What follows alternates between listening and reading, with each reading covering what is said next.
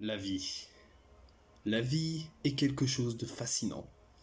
Nous vivons, pourtant nous savons tellement peu de choses sur la vie et son fonctionnement. Comment vit quelqu'un qui n'a pas les mêmes idées que nous, ou les mêmes objectifs que nous?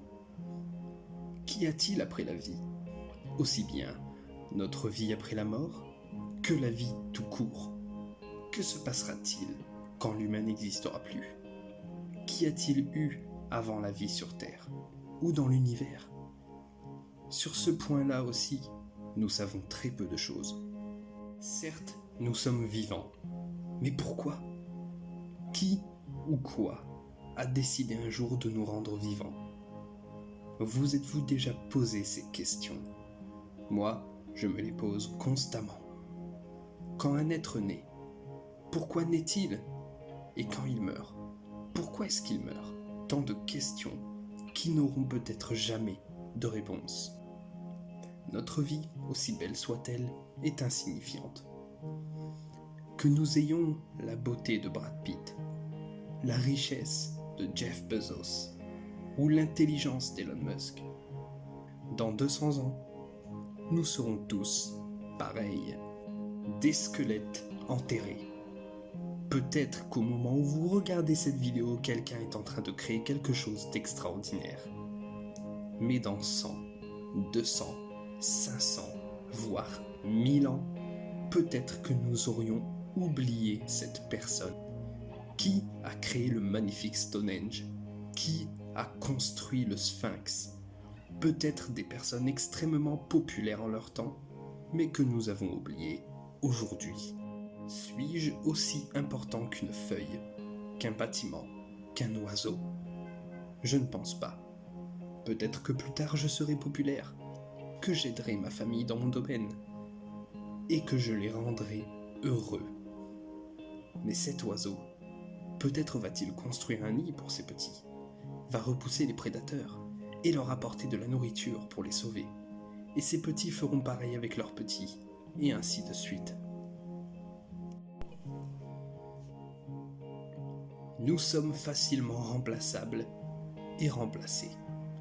Mozart, à son époque, fut considéré comme étant le plus grand musicien de l'histoire. Puis quelques centaines d'années après, ce fut Ray Charles. Puis Elvis Presley, quelques dizaines d'années plus tard. Puis Michael Jackson, quelques dizaines d'années plus tard. Et dans 1 mois, 6 mois, 2 ans ou 50 ans, ce sera peut-être quelqu'un d'autre. De nos jours, Elon Musk ou encore Jeff Bezos sont considérés comme extrêmement importants de par leurs projets et leur fortune sur notre Terre.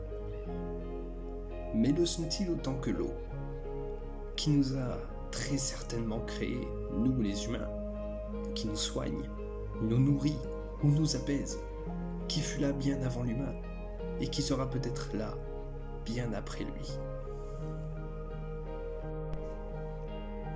Comme le dit David Nix dans À la poursuite de demain. Et pendant ce temps-là, votre terre commence à pourrir sous vos yeux. Et les gens à mourir simultanément, les uns d'obésité, les autres de faim. Si quelqu'un est capable de m'expliquer ça, ça m'intéresse. Par cela, peut-être que Nix veut dire le problème n'est pas la famine ou l'obésité, mais l'humain.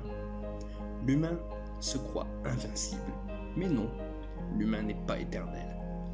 Les dinosaures, aussi grands, puissants et beaux soient-ils, ont disparu.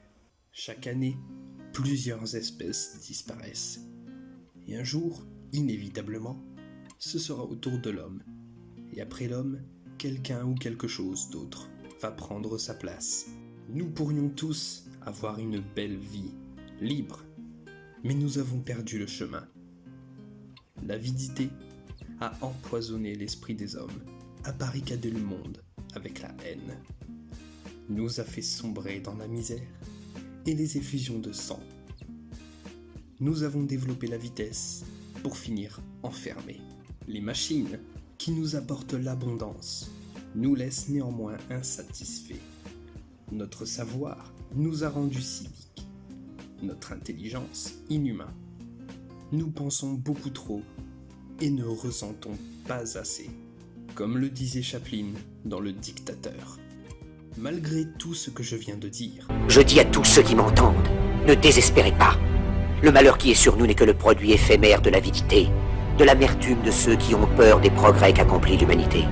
Mais la haine finira par disparaître, et les dictateurs mourront, et le pouvoir qu'ils avaient pris au peuple va retourner au peuple.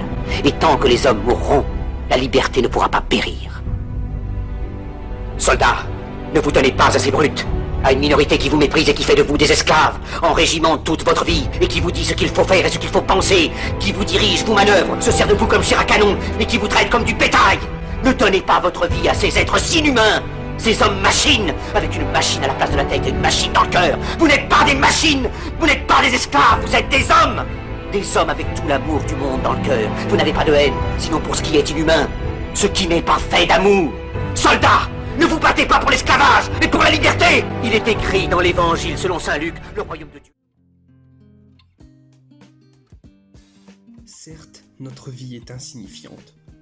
Nous ne sommes que des passagers parmi tant d'autres sur cette terre. Mais cela ne nous empêche pas de bien vivre notre vie comme bon nous semble. Sans se soucier du regard des autres, faites ce que vous aimez. Car vous n'aurez peut-être plus jamais la chance de refaire ce que vous aimez.